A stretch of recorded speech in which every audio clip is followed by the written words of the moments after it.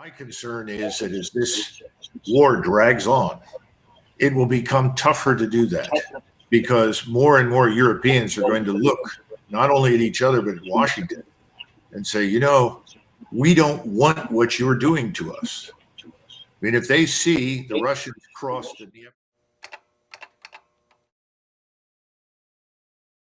I'm going to throw this thought out there, gentlemen, because you've provoked this line of thinking. But if the Europeans were to reassert what sometimes Emmanuel Macron alluded to, and even at the Munich Security Conference, of all places, about European strategic autonomy, which basically other people interpret as bye-bye NATO. If the Europeans were to reassert themselves, at least the major European players, so Germany and France and possibly Italy, Orban is already doing this in a way, but wouldn't this strategic autonomy and moving to reassert European independence mean that it's the Austrians calling, I think. I think so. To protest, yeah. Yes. Would not this mean the dismantling of NATO immediately or over time? Doug, if I could just say, Europeanizing NATO is something that a lot of us thought should have happened in the 90s instead of what occurred. Mm-hmm. We weaponized NATO, turned it into an offensive instrument. We started with this ridiculous notion, if it's not out of area, it's out of business. Forgot that the NATO alliance was essentially defensive and designed to promote stability and prosperity in Europe. Instead, we did all of the wrong things. Now, my concern is that as this war drags on, it will become tougher to do that because more and more Europeans are going to look not only at each other, but at Washington and say, you know, we don't want what you're doing to us. I mean, if they see the Russians cross the Dnieper and begin to move west, I think the Europeans are going to look at that and say, this would never have happened had Washington been willing to talk to Moscow. So then the question is, if Washington won't do it, we have to do it. And if we do it, do we really need Washington? See, at this point, I think there's still a chance for what Ambassador Freeman said.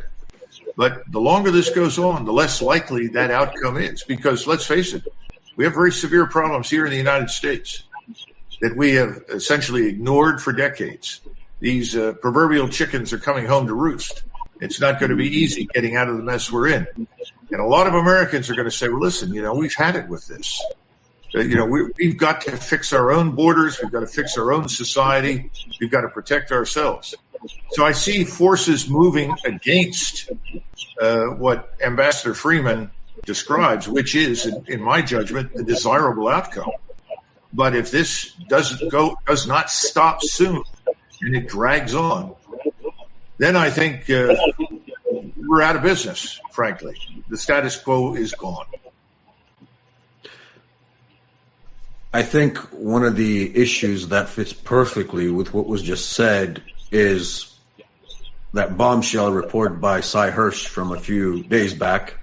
Because in essence, if we were to believe, I'm not talking about the so-called Tom Clancy technicalities of what Cy Hirsch wrote, how the C4 was planted, the naval operations and so on. But if it turns out that it was, in essence, the decision of the President of the United States using American covert operators and parts of the Navy to destroy a critical piece of infrastructure of a NATO ally, wouldn't that mean that the United States basically declared war on Germany?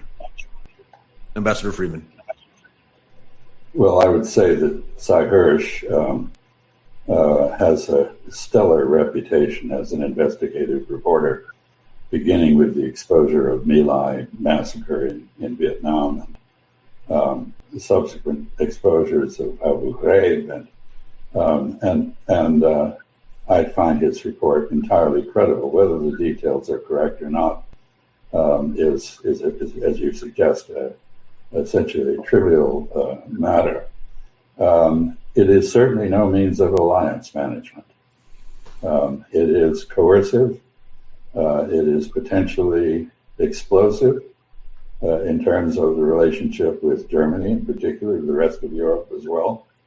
But Germany has a central role in Europe, and the idea that you could cut off its energy supplies in order to make a strategic point that has been repeatedly discussed between the German and American governments, and which German views are very clear, and they did not agree with the American efforts to stop Nord Stream.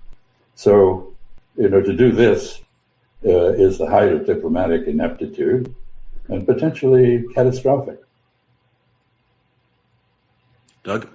No, I agree completely with the ambassador, and I would point out that just as we fail to appreciate Russian concerns, interests, and feelings, we are not appreciating the impact on Germany. The German population has not missed this. You're talking about a very educated population that follows the news and information. They know what's happened, and there is a quiet sense of rage directed not at Moscow, but at Washington, growing inside German society. And I think this is unfortunate for us, but Ambassador Freeman is exactly right. We behave badly. Can we recover from it? I don't know. Again, it's a question of how long does this drag on? The sooner we get it over with, the less damage it will have done to us. The longer it lasts, the more damage there is to Europe and to the United States, in my judgment, unnecessary damage to the alliance. We are, in our media, completely silent about this. It's not mentioned. It's the same in Eastern Europe. Very sad commentary on the state of the press in our society. We are prisoners of our own propaganda. I mean, 10, 15 years ago, would the New York Times, Washington Post be ignoring a story by Cy Hirsch? It's inconceivable, basically. But we are where we are. Gentlemen, last question, because we did touch upon China. We touched upon multipolarity. Ambassador Freeman, as you were the top U.S. diplomat and representative in Riyadh during Operation Desert Storm. You know the country very well. And we've noticed that after the 24th of February 2022, not only has, the tone of relations between the United States and Russia gone totally downhill, but we're seeing other countries, typically considered traditional allies of the United States, pivot, well, maybe not pivot, too strong of a word, but start moving slowly towards the Russian position. We've heard that Saudi Arabia is interested in joining BRICS.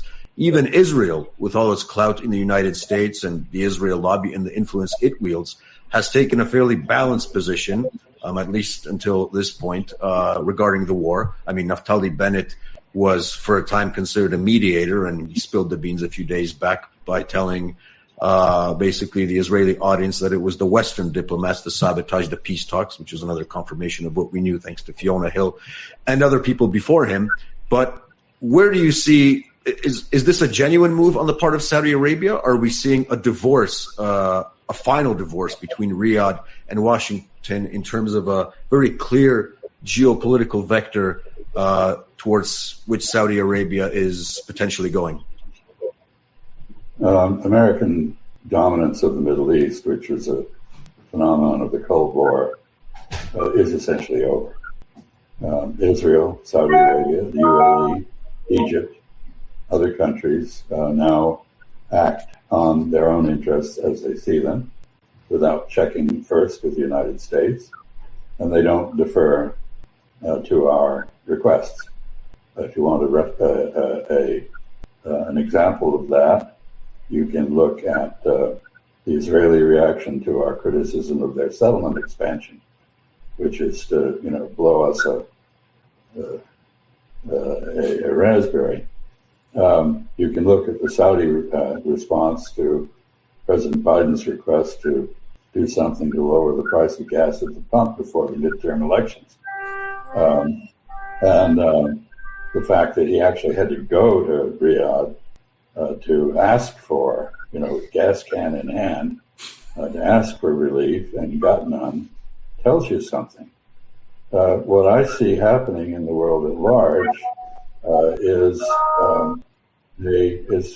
the end of the 500-year-long European American hegemony and the emergence of independent centers of power that act on their own interests, often without any regard for ours as we define them. And I think one of the problems we have is that we apparently continue to assume that we have the unbridled sway and the followership that we did during the Cold War. But now, to take the example of the Saudis, we were always able to finesse their disagreements with us over the Israel-Palestine issue because we had a common enemy in the Soviet Union, and in the case of the Saudis, atheism, which was one of the main motivators for them to align with us. So that's over. We're not playing our hand very well in this context, in my view. No, I'm gonna let Ambassador Freeman have the last word on that, and I agree with him 100%.